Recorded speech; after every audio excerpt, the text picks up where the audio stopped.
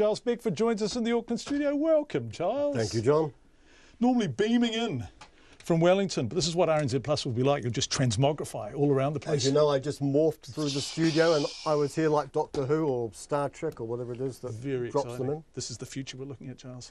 And we're happy for it. We're happy to provide it for our listeners and viewers. Excellent. The big business news today, and it really is quite big, is the move by the founder and chief executive of software company Xero, Rod Drury. Indeed it is. There aren't many people, I think, that we could honestly say this is a big business visionary. Right? And Rod Drury's contribution goes back nearly 15 years or so, when he had the notion that we could create here in New Zealand a company doing software development, accounting software as it was, and we could build it into a multinational force. And that's precisely what he's done in that time. Can you remind me what people thought at the time? Did people think... They thought he was a lunatic. Right. They thought, nice man, right, really energized about it all, but, well, we're not sure what's going on. I mean, this is the sort of thing they do in Silicon Valley, and it's Rod Drury and Xero. What sort of name is that? Xero. It's not Microsoft, is it? And so he had some difficulties in getting things going, but he got enough people around him. And one of his qualities has been over the years an enthusiasm and an ability to engender confidence in people to back his ideas and to back them financially. And that's precisely what's happened. And to give him its due, he's now created a company which is a powerhouse in New Zealand and Australia, increasingly a powerhouse in Britain. It's spreading its tentacles significantly into the United States and Europe. And he's built it basically from his ideas and his energy and his drive. And he is a big picture man. And that's one thing I've always liked about Rod Drury, is that when you talk to him, he doesn't sit there and bore you endlessly about the minutiae of the programming and the coding and the rest of it. He says, I have a big idea for making communities better.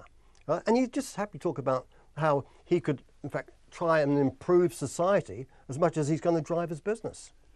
And so he is so associated with the business, but what's he's announced today that he's off? He's going to leave rather abruptly. I mean, I don't think it's a real surprise. There were a few signs last year. For instance, he had to sell down 3 million shares just ahead of the company's move to the Australian Stock Exchange. That helped to improve the liquidity, the number of shares that would be in circulation. And certainly he had been slowly stepping back. I mean, I had quite a long chat with him at one stage last year, and he said, "Oh, I'm still sticking with the company, but in due course, I think I'll be looking at the broader things, the broader issues about where the company might go, where it might develop, not necessarily about the ins and outs of this particular product and this particular market." And I mean, I don't know whether there are some personal circumstances involved. There's some talk that there might be, but the issue is essentially the company needs to step up now to the next level, right? It's a $4-5 billion company. It's now based in Australia. It's now looking to get significantly into other big markets around the world.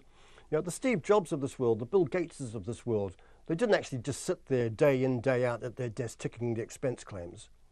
Right? They went there, they had an idea, and they got other people to do the day-to-day stuff. And I think this is where Drury's going.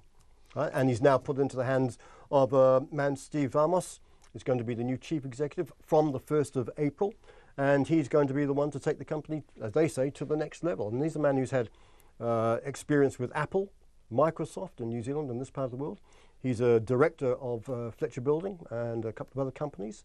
So he has some notion there of the day-to-day challenges that there are. That's the truth. Just the truth. Yeah. So it will be an interesting time. We'll see how the market wasn't that enthused. It's always a big shock when the big name moves. And so the market, it priced down Xero shares by close to 4% today, but they'll bounce back, and we'll see how the company goes. Whether they're quite as high profile as they have been in the past, whether Rod Drury quietly morphs into some other activities in due course, we'll wait and see. Thanks so much, Giles. What else do the markets do today? A bit of a ho-hum day, really, for our top 50 index, down 9 points. 82.80 was the close. No excitement. And on the currency front, we're steady, 72.2 US cents, 93.1 Australian. Giles Beckford, our business editor, with us here in person. Thank you, Giles.